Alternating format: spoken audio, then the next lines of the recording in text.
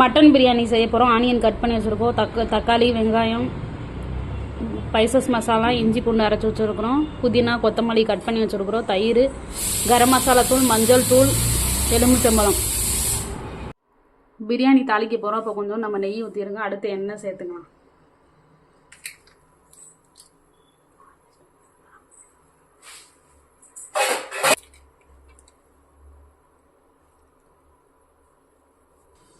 இப்போ எண்ணெய் காஞ்சிருச்சு. நம்ம ஸ்பைசஸ் சேர்த்துக்கலாம்.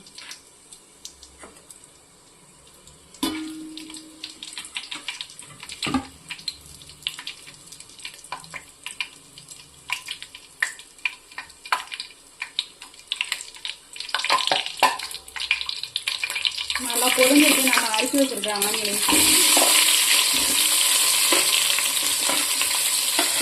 இதோட 4 பச்சை மிளகாயும் சேர்த்து நல்லா கோல்டன் கலர் வர வரைக்கும் நம்ம வதக்கிக்கணும்.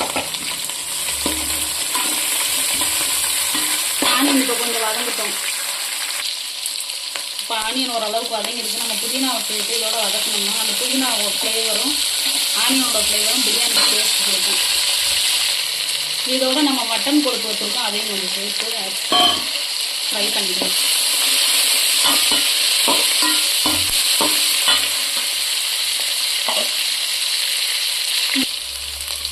ஆனியன் ஓரளவுக்கு நல்லா வதங்கிடுச்சு. நம்ம தக்காளி அதோட கொஞ்சம் உப்பு எடுத்து வச்சுருக்கோம். அதையும் சேர்த்துக்கலாம். இதை நல்லா மிக்ஸ் பண்ணிக்கலாம். எல்லாமே நல்லா வதங்கிருச்சு. இந்த மசாலாவை நம்ம இதோட சேர்த்துக்கலாம்.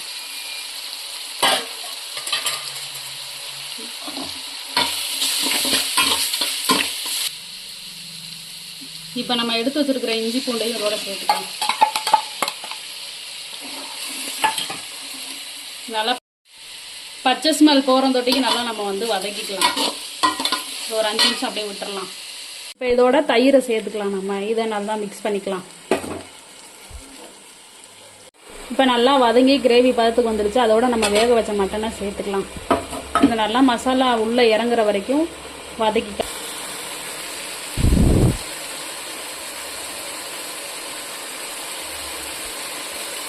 நல்லா இப்போ நம்மளுக்கு கிரேவி பதத்தில் வந்துருச்சு. இப்போ நம்ம மட்டன் சூப்பு மட்டனை வேக வச்ச தண்ணி கொஞ்சம் வச்சுருக்கோம். அதை இதில் சேர்த்துக்கலாம்.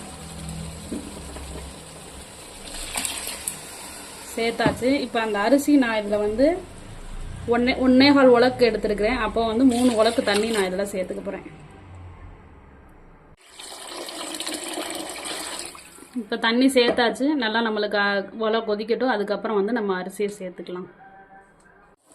இப்போ மசாலா நல்லா கொதிச்சிருச்சு. நம்ம அது கூட ரைஸை ஆட் பண்ணிக்கலாம். இப்போ ரைஸை சேர்த்தாச்சு. நல்லா மிக்ஸ் பண்ணி விட்டுட்டு மூடி வச்சு ஒரு 10 நிமிஷம் விடலாம். இப்போ சீரக சம்பா அரிசி முக்கால்வாசி வெந்துருச்சு. இப்போ நம்ம தம்மில் போட்டு முடிச்சிடலாம். இப்போ கொத்தமல்லி புதினா தூவி நம்ம தம்மை விட்டுடலாம். ஃப்ரெண்ட்ஸ், தம்மை உடைச்சாச்சு. இப்போ பார்த்தீங்கன்னா நம்மளுக்கு உதிரியான மட்டன் பிரியாணி ரெடி ஆயிடுச்சு.